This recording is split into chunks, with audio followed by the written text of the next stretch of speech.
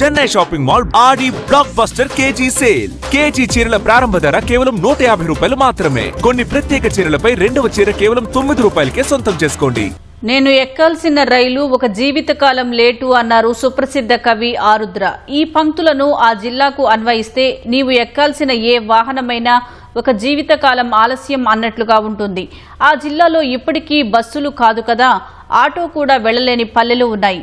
అభివృద్ధి అంటే concrete jungles అంటారు, కానీ దీనికి ఆమడ దూరం ఆ ప్రాంతం. ఎన్నో ఏళ్లుగా రాకపోకలకు సరైన రోడ్డు కూడా లేదని ఆ పల్లెవాసులు ఆవేదన చెందుతున్నారు. నేటికి ఈ గ్రామం రవాణా సౌకర్యానికి నోచుకోవడం లేదు. ఏళ్లు గడుస్తున్నా, ఎన్నో ప్రభుత్వాలు మారుతున్నా ఈ ఊరి స్థితిగతులు మాత్రం మారడం లేదు. ఏదైనా అత్యవసర సమయాల్లో ఇతర ప్రదేశాలకు వెళ్లాలంటే నిత్య నరకంగా మారుతోంది.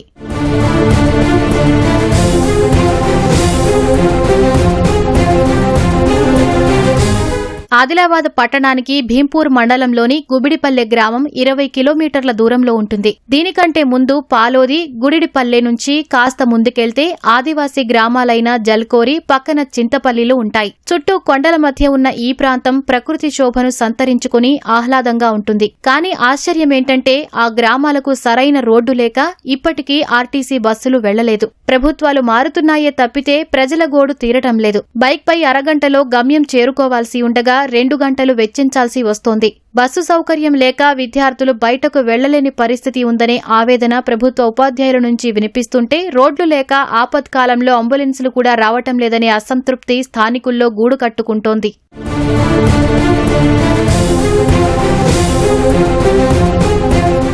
ఇప్పటివరకు ఈ గ్రామం ఏర్పడి దాదాపు ఒక 50 సంవత్సరాలు అయినా కానీ వీళ్ళు ఇప్పటివరకు ఒక పల్లె వెలుగు బస్సును కళ్ళతోటి చూడలేదు.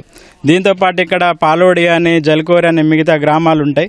వాళ్ళకు కూడా హెల్త్ ప్రాబ్లమ్స్ వచ్చినప్పుడు ఆటో సౌకర్యాలు లేకపోవడం వల్ల మన ఫైజన్ కేసులు హాస్పిటల్లో ఏమైనా పాము కాట్లు కానీ, ఏమైనా గుర్తున్న గర్భిణీ బాలింతలకు కానీ, ఏమన్నా ఎమర్జెన్సీ హాస్పిటల్స్ అంటే దొరకక కొందరు చనిపోయే అవకాశాలు కూడా చనిపోయినారు కూడా. మాకు రోడ్డు ఇబ్బందులు తోటి మేము ఎక్కడ పోకరాకుండా రారాకుండా ఏ బీమారైనా అంబులెన్స్ రాకులేదు. అంబులెన్స్లు రమ్మంటే మీకు రోడ్డు మంచి లేదు, మేము రామంటున్నారు సారు. మరి ఎక్కడ చూసినా మాకు రోడ్డు బురద, వర్షకాలము రారాకుండా పోరాకుండా ఇబ్బందులల్లో పిల్లలకు, ఇప్పుడు చదువుకున్న పిల్లలు ఏమైనా జాబు చేస్తామన్నా చెయ్యరాకుంటున్నది సారు.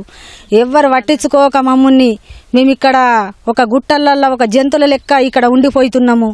మాకెవ్వరు దయచేసి మమ్మల్ని అందరూ రాజకీయము, కలెక్టర్ గారు మాకు సాయం చేయాలని మేము కోరుకుంటున్నాము. వేసవిలో పాలోది గ్రామం వరకు ట్రక్కులు, ఆటోలు రావడానికి ఆస్కారం ఉంటుంది. ఎర్రమట్టి, గుళకరాళ్లతో గుంతలమయంగా ఉన్న గుబడిపల్లె, జల్కోరి, చింతపల్లి మార్గాల్లో ఆటోలు కూడా వెళ్లలేని పరిస్థితి నెలకొంది. అభివృద్ధి సూచికల్లో గొప్ప గొప్ప ర్యాంకులు సంపాదించడము అభినందనీయమే. క్షేత్రస్థాయిలో వాటి ఫలితాలు కనిపించకపోవడము అనర్థమే. ప్రభుత్వ సంక్షేమ పథకాలు విస్తృతమవుతున్న వేళ మారుమూల ప్రాంతాలకు కనీసం ఆర్టీసీ బస్సు కూడా వెళ్లడం లేదంటే ఏమనాలి, ఎవరిని నిందించాలి? భీంపూర్ మండలంలోని మారుమూల ప్రాంతాల నుంచి కెమెరామెన్ కిరణ్తో మణికేశ్వర్, ఈటీవీ న్యూస్, ఆదిలాబాద్.